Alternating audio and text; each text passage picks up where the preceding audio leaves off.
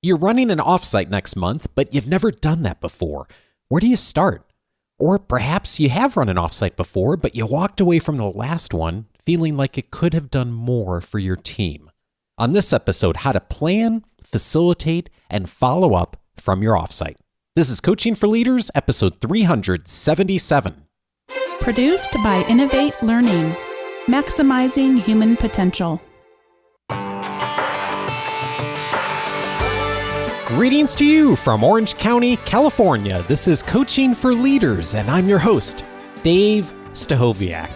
Leaders aren't born, they're made. And this weekly show gives you access to the practical wisdom that will empower you to become a better leader.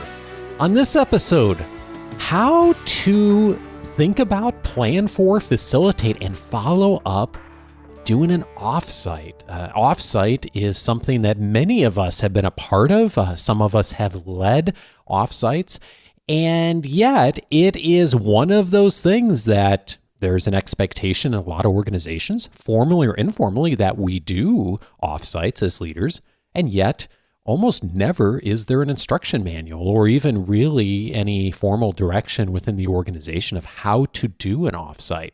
And I find myself also, really inadequate at being able to give advice on this when asked, because I've been involved in very few offsites myself. And as I'll share in a moment, it's just been some fun, interesting stories of being involved in offsites over the years. Today, I am thrilled to welcome back to the show my friend and expert executive coach and facilitator, Tom Henschel. Tom is a talented executive coach. He is also the host of the show, The Look and Sound of Leadership. I know many of you listen to that show as well as a compliment to Coaching for Leaders. Tom has been in this industry for a long time, has a ton of experience of coaching executive leaders, but also of facilitating offsites. And I didn't even realize until recently how often Tom does this as part of his work. And Tom, I'm so glad to welcome you back for this conversation. I'm always glad to be back, Dave. Thanks.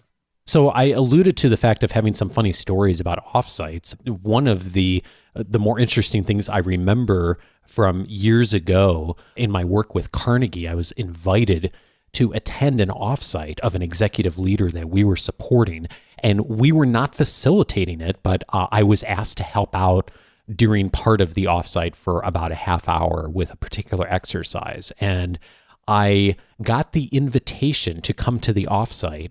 And I remember being so confused because it wasn't offsite. I get this invitation and it's in the building that the team worked in. And not only is it in the building, it's in the conference room they meet in every day. And right. I remember calling up the administrative assistant, and I sort of felt funny making the call because I'm like, am I missing something obvious? So it says offsite, but it's in the building. Like, am I missing something? And she's like, oh, no, the offsite's right here. Right, the offsite is on site. And so it was like the first of many situations in my career where I found the term and the experience of offsite, a little confusing and nebulous. And I think that's actually a good lead into this conversation because, like you have, I'm sure, I've gotten a lot of questions from leaders of saying, well, I'm doing an offsite, or I'm thinking about an offsite, or I'm expected to do this. Where do I start? And I'm hoping that we can answer some of those questions today in this conversation. Absolutely. I hope so too. So let's start at the beginning. And I guess maybe here's the obvious question of, what is an offsite and why would you even want to do this other than someone says you need to do this? Right. So an offsite, as you've already observed, does not actually have to be offsite. What it is it's a time when the team is going to gather together, put up some boundaries, and focus on whatever the goals for the offsite are. And when I talk about putting up some boundaries, what I mean is this. It's funny, 2 weeks ago, I did an offsite for a team, and we met in their conference room where one wall is all glass. And what was great was no one all day long who was not part of the team, no one came in that room. No one came in and pulled the leader out or said, oh, there's this thing. The team had made it very clear, pretend like we're not here.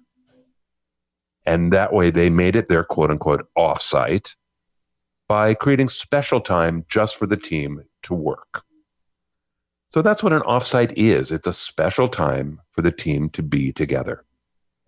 So the boundaries are a framework of expectations that are set in advance, not only for that team, but potentially the others in the organization or in the ecosystem that might want to interact with that team, as far as we're creating this space to work on this particular day. Right. And look, even if you're going to be in some resort and, away in some beautiful place, the rest of the organization needs to know we're gone. And unless there's a calamity, please don't text us, don't shoot us emails. We're not going to be responsive. We're gone. We're working. And so that setting up boundaries, I think, is one part of the planning, is let the other people know. And then, of course, you need to get your team involved. The leader's job in the very first place is set the goals. Why would you have an offsite? Why would you get your team together and create this special time? I've done offsites that are a half a day, but I've been part of offsites that are 4 days, depending on what the team needs to do. And sometimes, by the way, part of it is recreation. I've been with teams that are going kayaking in the ocean and going to cooking contests and doing all kinds of things. And it's part of their offsite together. So the team leader needs to figure out in the before phase, why are we having an offsite? There are 2 questions that I ask leaders all the time. They are, number 1, what do you want the team to know that they don't know now? Or what do you want them to be able to do that they can't do now? So that's one way to think about an offsite, is like, what are we trying to accomplish? A different way of asking the same question is, I ask leaders a lot of times, so look, what pain are you trying to relieve with the offsite? What's not going well that you want to be better? And those 2 questions, I think, are helpful for team leaders to start wrapping their heads around. Yeah, what are we really trying to do? What are some answers you've heard to those questions of why we're doing this? Either something that a leader wants people to know or a pain that's trying to be alleviated. Great. So here are some typical goals. And I'm going to try and put them in 2 different categories. One category is really tangible results. We need to fix a process. We need to implement a plan. We need to create some change in this part of our organization. Those are tangible things that we're going to be able to measure. And those kind of goals are great. Another kind of goal might be a, quote, intangible or harder to measure goal, like improved communication, increased trust, strengthen our interactions with each other, change how we think about our customers.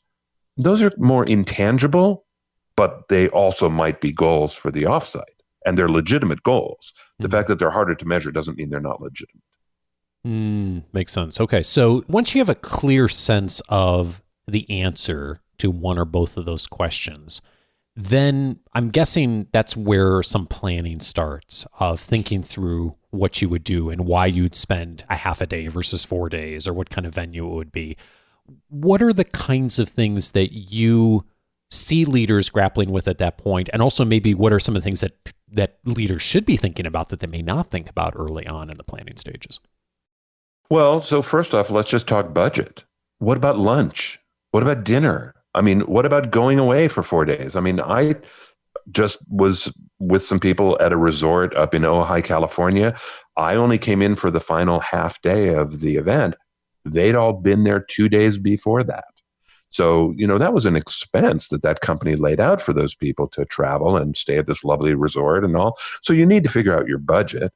The other thing that might get included in a budget is a facilitator. Are you as the leader going to do this all by yourself, or are you going to get some help? And is it going to be outside help or internal help? Are you going to have guests? By the way, the night before I got there, the CFO and 2 of his senior people were addressing the team, and they were on a panel, and they all went out to dinner together, So that was another way that leader got support, was by involving the senior level executives. So I think that's one thing to think about is who's going to help you? What's your budget? And that's going to influence a lot of choices. Then there's something else. And now I think this really goes more to your question, Dave, which is, what are you going to do for an agenda? I don't think it's a great idea to treat an offsite like a staff meeting that's just bigger, longer, stronger on steroids. So, hey, at our staff meeting, we all report out to each other, and we all have about 7 or 8 minutes to do that because we're all rushed. But hey, now we're going to go to an offsite, and everybody can report out to each other for an hour. It's like, oh my gosh, really? Mm-hmm. You're going to go to an offsite and do PowerPoint all day? No, don't. I mean, even if it's in the conference room, that's not a great use of offsite. I think an offsite is a great chance for people to talk together and have experiences together that you just don't have time for in other places. So you're going to create an agenda to achieve the goals. And what I would like to push your listeners towards is to create activities and experiences and exercises. This is kind of a key thing. There's 2 questions that are coming up for me. Thinking about facilitation, outside of just the budget, why have someone from the outside come in or internally versus you doing it yourself?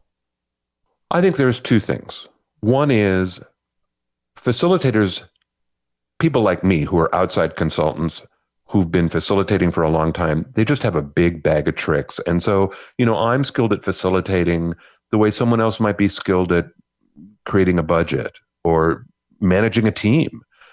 I've been working on my facilitation skills for literally decades and getting a lot of feedback and getting better. I'm better now than I used to be. So that's one thing. But here's the second idea, which I think is really important for leaders to think about, which is, Dave, if you're leading a team, you're going to take the team off site. You're now going to lead that team for several days and try and achieve these goals that you have set.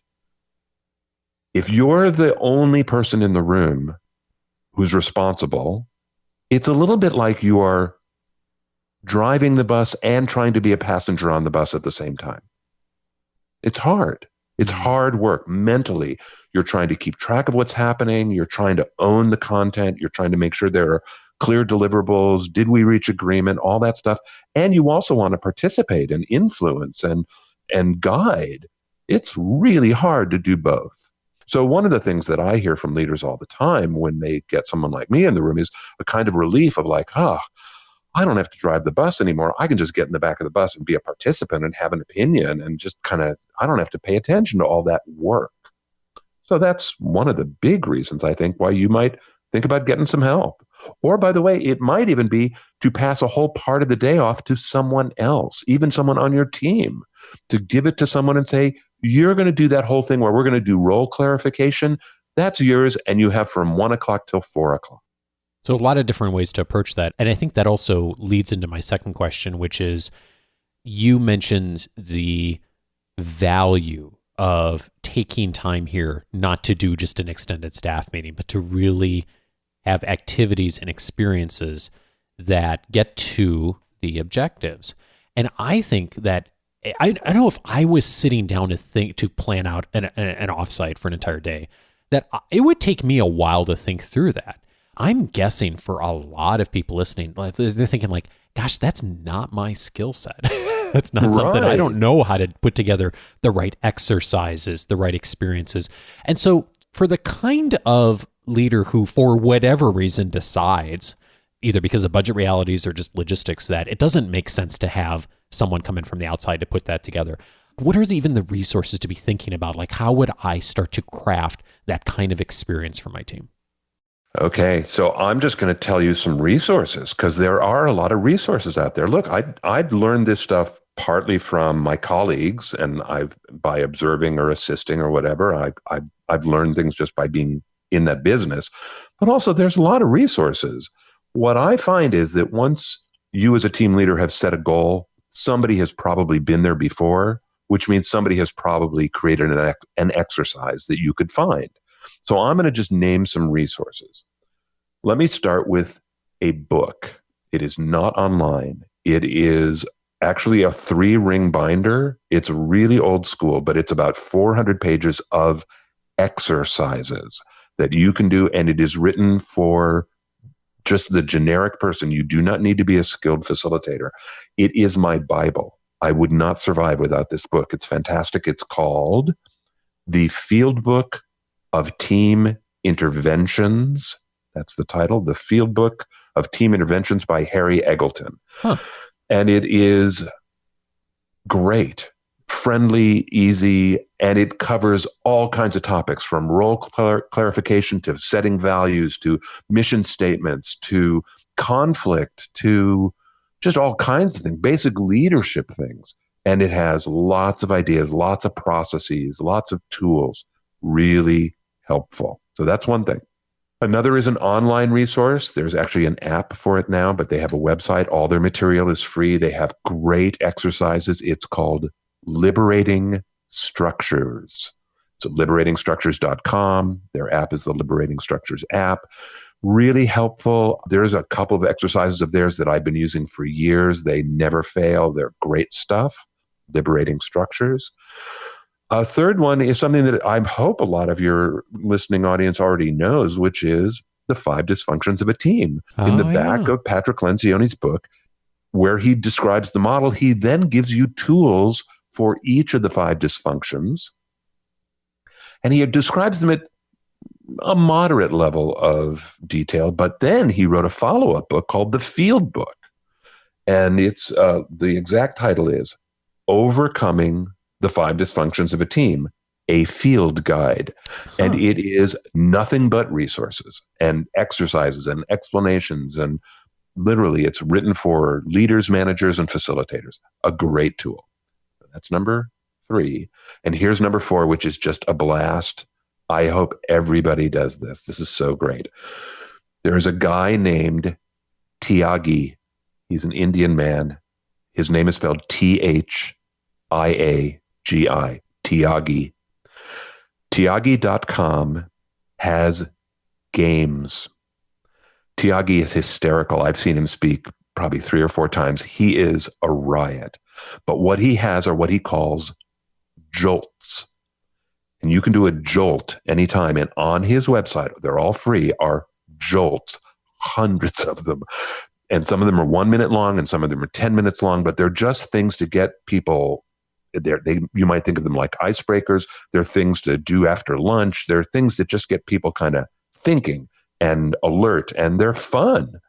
And again, they're all on his website. And if you follow the directions, they work. This all leads, of course, to the actual event itself. So we've been talking a lot about the preparation. When the day is there, whether it is a day or maybe 2 days or half day, what are the kinds of things that you've found that have been really helpful that leaders do during the offsite that help them to answer the big questions? This is complicated for me because really skilled facilitation is an art, not a science. One of the things that I tell people when they want to talk with me about facilitation is, think about this. As the facilitator, now let's imagine that might be you as the team leader, but it might be someone like me, or it might be an HR person, whatever. As the facilitator, every time you open your mouth, you change what comes next in the room. And as a facilitator, every time you do not open your mouth, you change what comes next in the room. So facilitation is an art, and you need to have that sense of you are driving the bus and you can't let the bus go over the cliff. And what does that mean? And how much open dialogue do you want to have? When is dialogue productive? When is it not? I mean, that's art, right? It is not, there's no prescription for that. So that's one of the big things that I want to start with about the during is, how comfortable are you leading process? Because that's what we're talking about now. We're talking about process. I'll give you one more, which is one of the things that I see some team leaders do really, really well is at the beginning of sections of the offsite. So it might be the opening morning. It might be after lunch. It might be at the end of a day. It might be at the beginning of day 2, whatever. The leader is very clear about what's about to happen and why.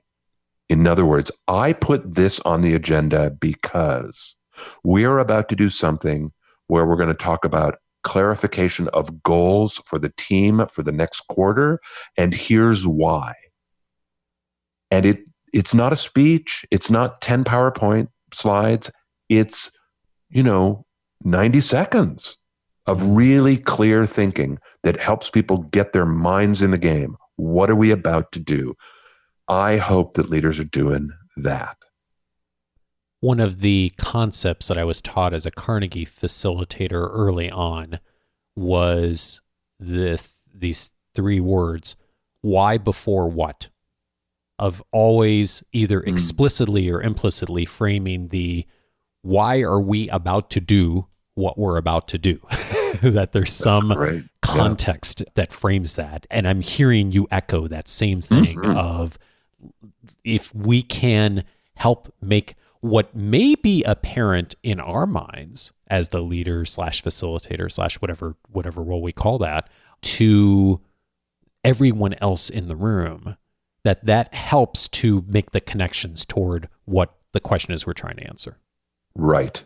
And it is the leadership opportunity. That's why you're the leader, is you get to say that. I love why before what. It's a really simple thing. And again, I just want to say that is part of the leader's pre-planning. Don't leave that part out. Don't imagine you can just walk into the room on the first morning and just wing it. That's not helpful. This is an event. I often say that this is like, planning your sister's 40th birthday party or something. You are not the center of attention, but you want things to go well. And when things go well, the guests don't notice how hard you worked. Well, this is it. Another part of the during, and Dave, I know you've talked about this on your show, and I've talked about it on The Look and Sound of Leadership, the idea of being in command of good questions. Just the difference between open-ended questions and closed-ended questions. Being clear what you're asking for. And by the way, it's not that closed-ended questions are bad. Sometimes you need to get to conclusions. You need closed-ended questions. I'm just saying be conscious of which you are asking. If you want the team to go into a conversation for 20 minutes and talk in partners or in triads, you better ask them an open-ended question and not a closed-ended question. And you better have framed it so that you get the result you want. Well, that's hard. That's hard work to frame those questions up. I spent a lot of time thinking about what's the right question. And I think a lot of times leaders think, well, I'll just make it up in the moment. It's like, oh, don't. Yeah, indeed. That said, though, events happen. So there is a suddenly open dialogue, and suddenly you're 30 minutes into a really intense conversation about, who really is our customer. And these are intense conversations, and you need to be able to help keep the bus stay on the road. And that means asking good questions or reflecting back what you're hearing or summarizing all those things that are kind of the art of facilitation. That's a during skill. That happens during the event. One other thing I'm curious about with the during is if you have an outside facilitator and they are like someone like you, Tom, very skilled and very capable of leading that entire event, is there something that the leader should still own? Is there a why component that they should still own and be very present for bringing that out at certain points? There are 2 ideas that I have about this. One is the leader, I think, can be very deliberate about whether she or he speaks first or last. If this leader speaks first with a strong opinion, clearly that influences what comes next. I have certain leaders who say, I never go first, because if I go first, I'm never going to hear what people really think. Everybody's going to try and kind of align with me. So I never go first. And that's okay. It's not, by the way, the only way to do it. I'm just saying that leader who said that to me was very intentional. So I think that's one way that you can use your facilitator is to decide, do you want to weigh in first or weigh in last? Here's the second thing. I tell leaders this all the time. In fact, I just had this conversation with a guy recently where I was working with his team. I said, look, this is not like theater where we can't break the fourth wall and we have to pretend that we're all acting and it's all fine. I said, you can interrupt me. You can do a process check. You can ask where we are in time. You can say, I don't think we're having the right conversation. You can give me feedback in front of the group because that helps the group. So I want the leader engaged with me. I'm driving the bus. If the leader thinks I'm not on the right lane, well, the leader should tell me and not wait for a break and then come up and go, Tom, I really think what you should be doing is this. It's like, why didn't you just tell me in front of the group? That's good. So I think that's one of the gifts that you have as a co-facilitator is that sometimes the leader and the facilitator or the co-facilitator can actually have a conversation about what's working in the room and what's not. And the team gets to witness that. And it makes the team aware of communication. I think it's a great thing. Yeah, and that's the kind of thing that I'm guessing if that conversation hasn't happened in advance, I mean, you're really conscious of having that conversation with people when you work with them in advance. But even if you want to do that, you may not feel comfortable in the moment of doing that. So if you are able to set that expectation beforehand, then that opens up the opportunity for that to happen.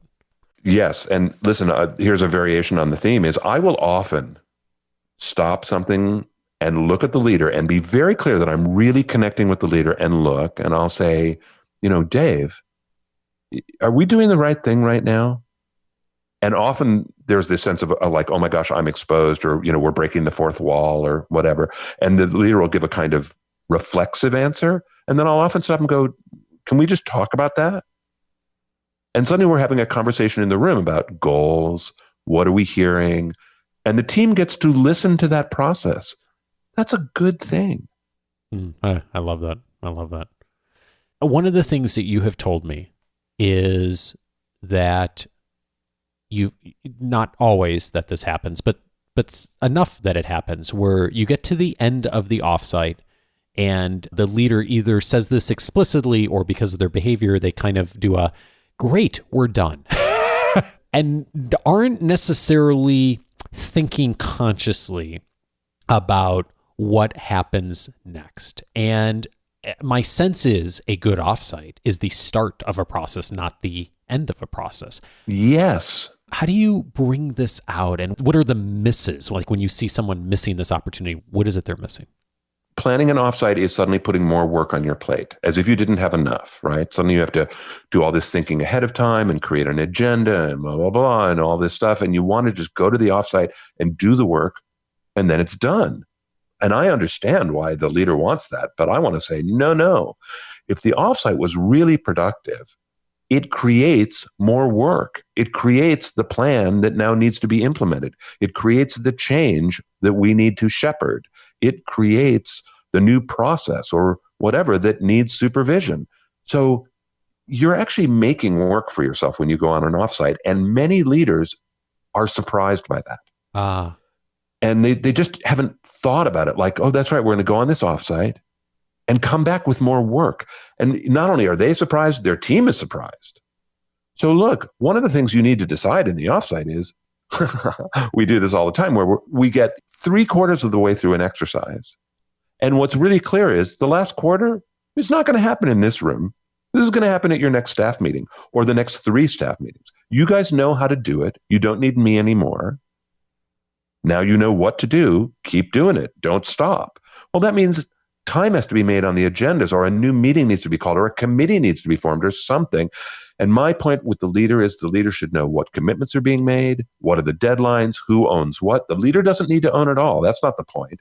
It doesn't all have to fall on the leader's shoulders, but the leader has to manage the work and be sure that, she knows that she's got this committee and how's it going and follow up. And this guy knows that he's got that project and follow up. So often I think leaders kind of miss that. One more thing that I think is a really low-hanging fruit that some people get it and some people don't. Often what happens in an offsite is an experience that everybody shares, or a way of thinking or a piece of language that happens. And it's a bit like, for example, seriously, like if your family and my family went on a trip together, you and I would then be able to reference, that stop that we made in Barstow, and oh my gosh, do you remember when the kids were going crazy, right? Yeah. Whatever. It's shorthand for something that you and I both remember and has meaning for us. It's language. And what I want to say is it's the leader's opportunity to adopt the language of the offsite and use it repeatedly so people don't forget. One of the simplest examples of this is if you go and do a behavioral assessment like Myers-Briggs type indicator or DISC, that then suddenly everybody has language that they've all learned. It's jargon before the offsite, but afterwards, the leader has the opportunity to drive the language into the team so it's not jargon and everybody remembers it. And that's a great opportunity. Well, and also great, it sounds like, is that work does come out of an offsite. That if work is coming out, if there's work to be done, and if there's those opportunities, that's the sign that you've created some really good things, that you hopefully got pretty close to meeting the objectives that you wanted to meet. Right. Yes. And I'm just saying it is surprising to me how often leaders are kind of like, what? Wait, I have more to do? It's like, but yes, It's exactly the logic that you just said, right? When you say it like that, it's so obvious. And I just want to say people are often surprised. Well, I think it's like anything in life. If you know going into it that you're going to come out of it with some work, some commitment, and maybe you've even thought through that on your calendar, then you allow for the space and the openness to do that versus if you go into something thinking like, well, when this event is done, that's one less thing I have to worry about. And then all of a sudden, a whole bunch of agenda items appear. I know I've gone into situations like that where I've been a little more resistant of like, oh my gosh, I didn't think about all this extra time that I'm going to have to put into this, whatever it is. Well, Dave, you're talking about setting expectations, right? Yeah, so, for myself, not even for the right. group, like just as thinking about it from a leadership standpoint and just me talking to myself. So it might be the leader self-managing, as in, right, knowing that I'm going to have more work and more things to manage when I come back. But also, by the way, that's another opportunity to involve the team even before you go. We're going to do these 3 things and we'll bring them back from the offsite. You can manage the expectations of the team too. Tom, this is just so helpful. I know it's going to be valuable for everyone who is thinking about an offsite or is in the process of planning one. So we have captured a ton of resources that Tom mentioned, especially the lists of resources here on the show notes that'll be in this week's weekly leadership guide. I have 2 calls to action for you. One is if you're not already listening to Tom's excellent podcast, The Look and Sound of Leadership, he captures a wonderful skill that is valuable for leaders every single month. It's a once-a-month show. I encourage you to listen, as many in our community do.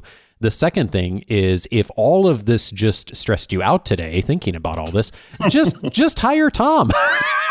Right, there you go. The thing I didn't know, Tom, I didn't appreciate this as many times as you and I have talked about the work you do as much of this as you do coaching, and even a little more so right now, which is just really fascinating to me, the importance and the value that this experience brings, and done well and thought through well. An offsite can be a really important starting point and jumping off point for a team. So thank you for all the wonderful work you're doing. My pleasure. And I hope people, get in the driver's seat and learn the skill and have joy with it. It's a fun thing.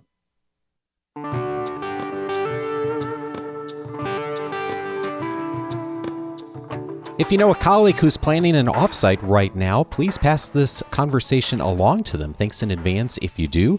Tom also mentioned a number of resources that he relies on in planning and facilitating offsites. I have detailed all of those in the notes. They're also going to come to those of you who received the weekly leadership guide with the free membership this coming Wednesday. So watch for all of those links.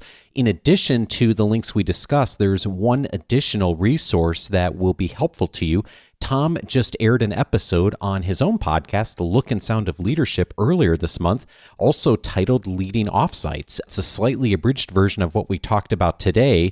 And in addition, though, Tom actually mentioned a few things that we didn't talk about in this conversation. So if you are looking for more and would like some additional perspective from Tom, I'd encourage you to check that out. That link will be in the weekly leadership guide as well. In addition to that episode, several other related past Coaching for Leaders episodes that will be of value to you if this conversation was useful today. All of them somewhat related to leading offsites. One of them is episode 138, the 4 unique types of teams. Susan Gerke was on that episode as my guest, and Susan and I discussed the different kinds of teams and how they emerge in organizations. It is, I think, a mistake to assume that every team is created equal, and there are certain kinds of patterns that we should be thinking about when considering how we're leading a team, how we're creating expectations and guidelines for that team, and especially useful as you're planning something like an offsite. If you haven't previously done a lot of thinking on what kind of team you're leading, I think episode 138 will get you thinking in a lot of ways of how different kinds of teams come together. Also, from Susan Gerke is episode 192, How to Create Team Guidelines. Susan has an extensive history and experience working with teams doing offsites and executive retreats and helping especially new and forming teams to create guidelines. If that is not something that your team has done before, I think you'll find episode 192 extremely helpful. It's also a potential activity, an important one to do at an offsite. And many folks in our listening community have found that episode to be extremely helpful, especially when taking over a new team or putting together a team for the first time. So again, episode 192, How to Create Team Guidelines. And finally, I'd recommend episode 224, How to Lead Through Uncertainty and Change. Jacqueline Farrington was my guest on that episode. We talked about what are the ways and how to communicate change and uncertainty to a team. As you would imagine, that is sometimes the reason that prompts an offsite, is there are a lot of changes happening. There's uncertainty going forward, and the team is trying to process that. And so episode 224, if you find yourself in that situation, also be of great value to you. You can access all of those episodes by going over to coachingforleaders.com/podcast. That will give you access if you already have your free membership set up.